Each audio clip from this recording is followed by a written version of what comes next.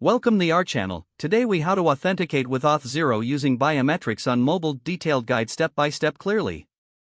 To get started with biometrics authentication using Auth0 on mobile, first ensure you have an Auth0 account. Log into your Auth0 dashboard and create a new application if you haven't done so already. Select the appropriate application type, usually native for mobile applications. Enable the biometric authentication connections, which are typically under the Connections section.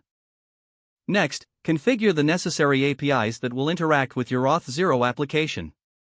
Download the Auth0 SDK specific to your mobile platform, whether it's iOS or Android. Integrate the SDK into your mobile application project using your preferred development environment. Ensure you have the required permissions set in your mobile app for accessing biometric features. On iOS, add relevant keys to your info.plist file for biometric authentication. On Android, update your Android manifest.xml to include biometric permissions and features.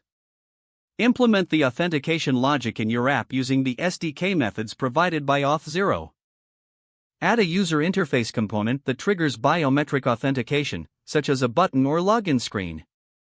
When the user initiates biometric authentication, call the appropriate SDK method to start the process. Handle the response from the biometric prompt, determining if the authentication was successful or failed. If successful, retrieve the user's credentials from Auth0 and store them securely on the device. Implement error handling for failed biometric attempts, providing users with fallback authentication options. After successful authentication, direct users to the next appropriate screen in your application. Regularly test the biometric authentication flow to ensure it functions correctly across different devices.